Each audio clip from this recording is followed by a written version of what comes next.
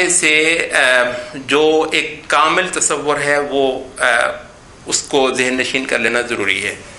بسا اوقات یہ ہوتا ہے کہ آپ مطلب 4 سوال چاروں کے چاروں لازمی ہیں اور آپ نے کمال کر دیا ایک سوال میں آپ 100/100 بھی لے لیں تو 3 سوال پڑے ہیں دوسرے، ان کے اندر اگر آپ کا 0 آ رہا ہے یا ان کے اندر اگر آپ فیل ہو رہے ہیں تو وہ لازمی سوال ہیں.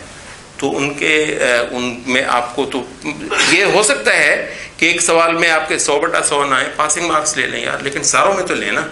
تو ایک متوازن جامع عبادات کا تصور جو ہے وہ ضروری ہے. اگر اس کا میں خلاصہ کروں تو وہ یوں بنتا ہے کہ سب سے پہلے ہے اعتقاد کو صالح کرنا. اعتقاد، تصور، سب سے بڑی عبادت اللہ کو کی صحیح پہچان ہے. اللہ کو اس کے صحیح مرتبے اور شان کے ساتھ جاننا، اس کی صحیح صفات کے ساتھ، اس کے صحیح حقوق کے ساتھ. اس کو ہم کہتے ہیں عقیدہ کی درستی. یہ ہے ایمان. تو یہ فرمایا کہ وَلَٰكِنَّ الْبِرَّ مَنْ آمَنَ بِاللَّهِ وَالْيَوْمِ الْآخِرِ وَالْمَلَائِكَةِ وَالنَّبِيِّينَ. یہ جو سارے کا سارا جو ہے نا یہ ہے اعتقاد کا تصور.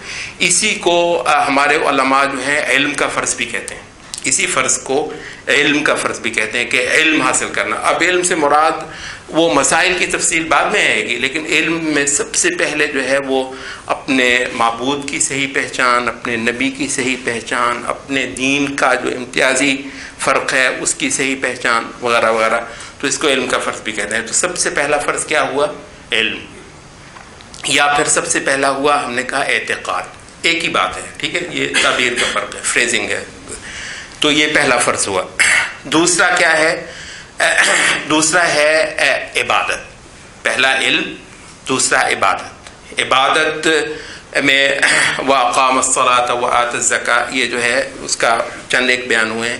اس میں یہ ہر چند گھڑی کے بعد صاف ستھرا ہو کے، پاکیزہ ہو کے، تو صفوں کے اندر شامل ہو جانا، کھڑے ہو جانا، سجدے کرنے. ہر چند کہتے ہیں کہ مومن جو ہے اس کو جب بھی موت آئے گی، ایک نماز اس نے پڑھ لی ہوگی، دوسری نماز کے انتظار میں ہوگا. جب بھی مومن کو موت آئے گی، ایک پڑھ چکا ہے، دوسری کے انتظار میں بیٹھا ہے، موت آ گئی. ہر چند گھڑی کے بعد یہ نماز ہے، پھر یہ روزہ ہے، پھر یہ زکوٰۃ ہے، پھر یہ حج ہے، اور اس کے علاوہ دعا، ذکر وغیرہ، یہ اس طرح کے جو ہیں عبادت. اب ایک بندہ کہتا ہے میرا اعتقاد درست ہے، عبادت میں وہ معاملہ اس کا خراب ہے. نہیں، عبادت کے اندر بھی پاسنگ مارکس لینا ضروری ہے. 2 ہو گیا. تیسرا کیا ہے؟ کہتے ہیں تیسرا ہے، اس کو ہم کسی وقت کہتے ہیں معاملات اور کسی وقت کہتے ہیں اخلاق. آپ جو ہیں اب اس میں یہ کچھ باتیں آئی ہیں. وَآتَى الْمَالَ عَلَى حُبِّهِ ذَوِي الْقُرْبَى وَالْيَتَامَى وَالْمَسَاكِينَ وَابْنَ السَّبِيلِ وَالسَّائِلِينَ وَفِي الرِّقَابِ. اور اس کے علاوہ بھی جو ہیں وَالْمُوفُونَ بِعَهْدِهِمْ إِذَا عَاهَدُوا وغیرہ وغیرہ. یہ جو ہے یہ کسی کے ساتھ بھلائی کرنا، ماں باپ کا حق ادا کرنا، بیوی کا حق ادا کرنا، بیوی کو خاوند کا حق ادا کرنا ہے. بھائی یہ عبادت ہے. میں عرض کروں بہت بڑی مصیبت یہ ہے کہ اتنا بڑا حصہ، ہو سکتا ہے ہم اچھا بھی کرتے ہوں، لیکن بہت تھوڑے لوگ ہیں جو اس کو عبادت بنا کر اور باقاعدہ خدا کا دیا ہوا پیکج کے طور پر اس کو کرتے ہیں. بھائی ہر بندہ اپنے بیوی بچوں کے لیے کماتا ہے یار. ہندو نہیں کماتے اپنے بیوی بچوں کے لیے، عیسائی نہیں کماتے. آپ کو اس پر اجر ملنا ہے.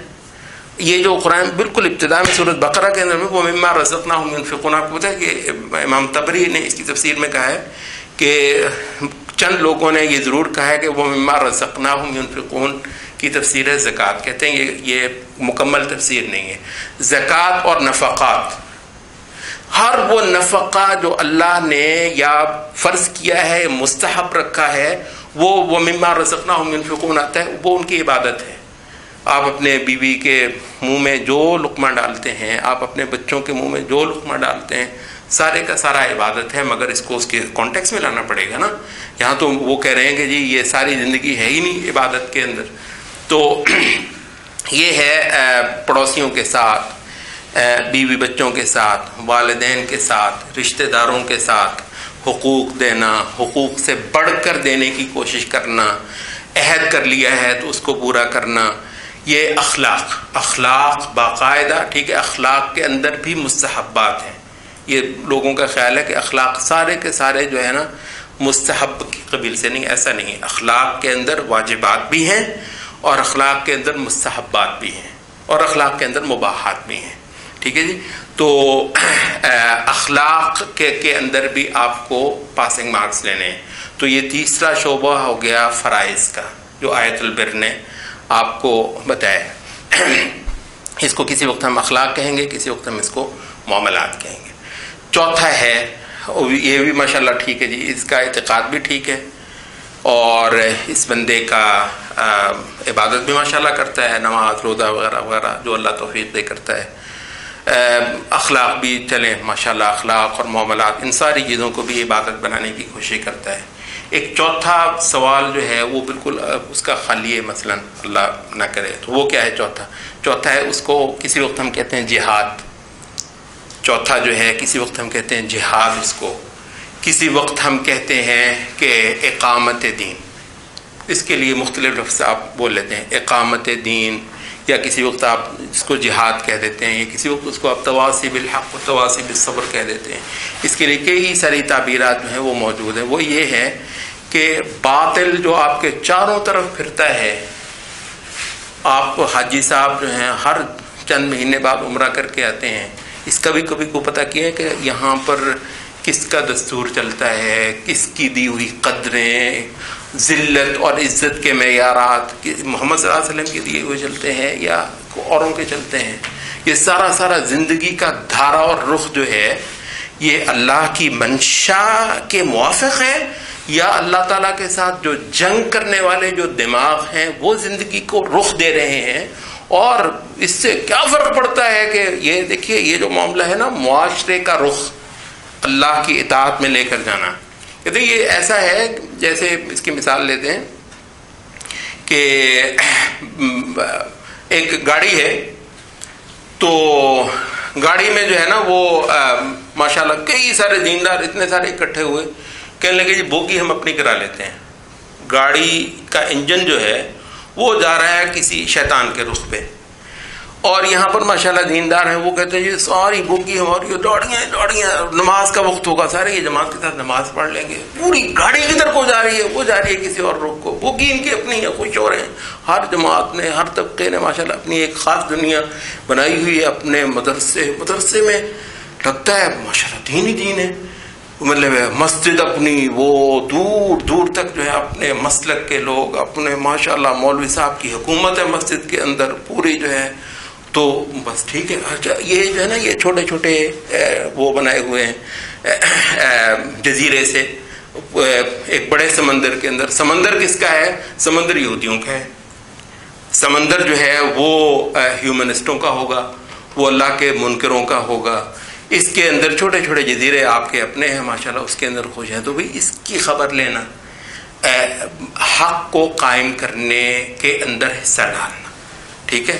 وہ اس کے بے شمار طریقے ہو سکتے ہیں، اور اس میں بھی وہ ہے والصابرین فی البأساء والضراء وحین البأس. یہ جو ہے یہ باطل کے مقابلے پر سختیوں کے وقت یہ ڈٹ جایا کرتے ہیں. مطلب وہ تو اس جدوجہد میں ہی شامل نہیں ہے، یہ تو کہتے ہیں وحین البأس. وہ الباس سے مراد ہے ہی جہاد. مطلب کہ بالکل جب وہ زور کی باطل اور حق کی جنگ ہو رہی ہوتی ہے، وہاں پر یہ اللہ پر توکل کر کے ڈٹتے ہیں اور وہاں ہمت نہیں ہارتے.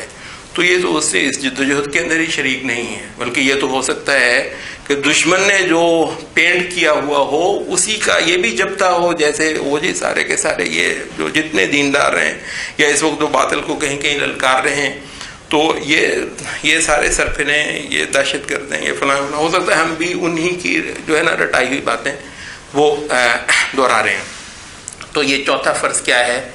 اس کو ہم کہتے ہیں دین کی اقامت کے اندر شریک ہونا، باطل کو پست کرنے کے اندر اپنی جد و جہد کو شامل کرنا، ٹھیک ہے، حق کو کھڑا کرنا، مضبوط کرنا، دین محمد کو دست و بازو فراہم کرنا، ٹھیک ہے جی. تو یہ جو ہے یہ باقاعدہ. تو دیکھیے یہ 4 پوائنٹ مطلب یہ ہے دین کا پورا تصور. مطلب جیسے میں نے پہلے عرض کی کم از کم یہ ہو کہ ہر سوال کے اندر پاسنگ مارکس لینے کی ضرور کوشش کرنی چاہیے.